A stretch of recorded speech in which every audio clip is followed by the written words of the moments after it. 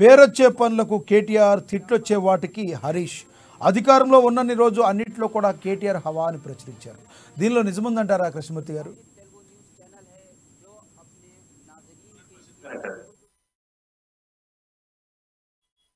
పెద్దరాజు చిన్నరాజు అని మొన్న వరకు రాష్ట్రంలో అనుకున్నాం.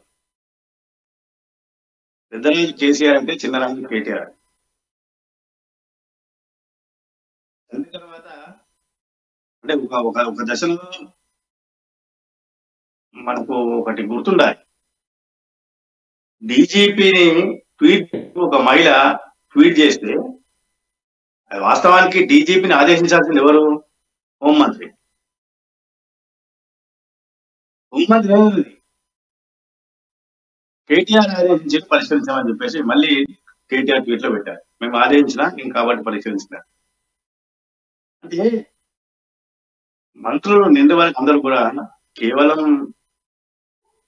మనకే వాస్తే మంత్రులు వాళ్ళు. హోంమంత్రికి ఒక కానిస్టేబుల్ బదిలీ చేసే అధికారం లేదు. నేను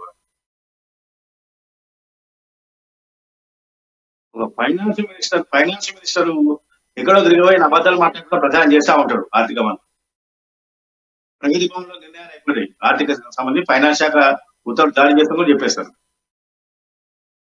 ఆయన అబద్ధాలతో ప్రచారం చేస్తుంటారు. హరీష్ రావు అబద్ధాలు ప్రచారం చేసుకుంటారు. ఈ రకమైనటువంటి వ్యవహారాలు సారథమే కరెక్టే.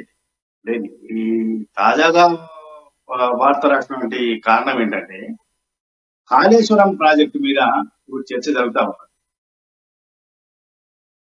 భారీ నీటిపారుదల శాఖ మంత్రిగా హరీష్ రావు పనిచేసే సమయంలో కాళేశ్వరం ప్రాజెక్టు పునాదిగా వెళ్ళింది. ఆ తర్వాత హరీష్ రావు కూడా మొత్తం నేనే కాళేశ్వరంకి మామా నేను అంటే అనే లెవెల్లో ఆయన చెప్పుకున్నారు. 2018 ఎన్నికల సందర్భంగా కూడా కాళేశ్వరం ప్రాజెక్టు పూర్తయిపోతుంది, ఎక్కడికి వెళ్తే అక్కడ మీ కాన్స్టిట్యూషన్ మొదట మీ కాన్స్టిట్యూషన్ ముద్దాతున్న నీళ్లు కాళేశ్వరం జలాలని చెప్పి చెప్పాడు. ఖచ్చితంగా అంటే ఇప్పుడు అప్పుడు తప్పు చేయలేదని ఒప్పుకున్నప్పుడు మరి తప్పు చేసినట్టు భరించాలి కదా. అప్పుడు ఆయన మొత్తం నేనే కాళేశ్వరంకు అని చెప్పి మామాలు ఖచ్చితంగా వారిద్దరు దీనికి బాధ్యత వహించాల్సిన అవసరం ఉంటుంది. ఆ కోణంలోనే ఆ పత్రికలో ఆ వార్త ప్రచురితమైన ఉంటాను. అదేవిధంగా రైతుకి సంబంధించిన పెట్టుబడుల విషయం ఎప్పుడు దావోస్ లో ఇన్వెస్టర్స్ మీట్ జరిగిన సీఎం వెళ్ళలేదు, కేసీఆర్ వెళ్ళలేదు. బిహాఫ్ ఆఫ్ కేటీఆర్ వెళ్ళారు. వెళ్ళి అక్కడ ఇన్ని వచ్చాయి అన్నారు. ఇది ఎప్పుడు కానీ 40,000 కోట్లు, 50 లక్షల కోట్లు, 40,000 కోట్లు, 50,000 కోట్లు ఇవే చెప్పాయి. కానీ 5 ఏళ్లలో ఎన్ని లక్షల కోట్లు వచ్చినాయి?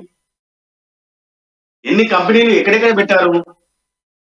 ఏ కంపెనీలో నిరుద్యోగ యువతకు ఉపాధి లభించింది?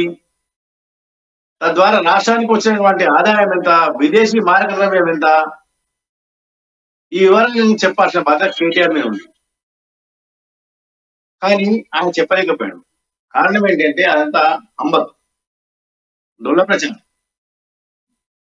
ఇప్పటికీ కాళేశ్వరం తెరపైకి వచ్చి అంటే బర్నింగ్ టాపిక్ గా ఉంది. కాళేశ్వరం అనేది తెలంగాణ మనుగడకు కొంత ప్రశ్నార్థకంగా మారుతుంది. కాళేశ్వరం దాన్ని ఇమ్మీడియట్ గా రాష్ట్ర ప్రభుత్వం యాక్షన్ తీసుకోకపోతే అది పెద్ద ఉపద్రవంగా మారే ప్రమాదం ఉంది. కాబట్టి రాష్ట్ర ప్రభుత్వం తెలుసుకుంటూ 3 నెలల తర్వాత రేపు వచ్చే సెషన్ లో ఖచ్చితంగా ఐటీ అంశం మీద కూడా ప్రభుత్వం చర్చ పెట్టే అవకాశం, దాని మీద కూడా కొంచెం శ్వేతపత్రం ఇచ్చి గత ప్రభుత్వం చెప్పింది ఏంటి చేసింది ఏంటి, దావోస్ కు వెళ్ళినప్పుడల్లా ఈ పాలకులు పెట్టిన ఖర్చు ఎంత,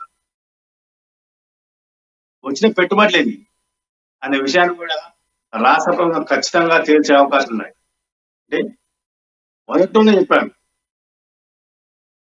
ప్రతి పైసాను పరిశీలిస్తాము, ప్రభుత్వం ఖర్చు చేసిన ప్రతి పైసాను పరిశీలిస్తాము, ప్రతి అంశాన్ని చర్చిస్తాము, ప్రతి అంశాన్ని ప్రజల ముందు ఉంచుతాము, ప్రతి అంశాన్ని ప్రజలపై సమాధానం చెప్తాము అని చెప్పారు రేవంత్ రెడ్డి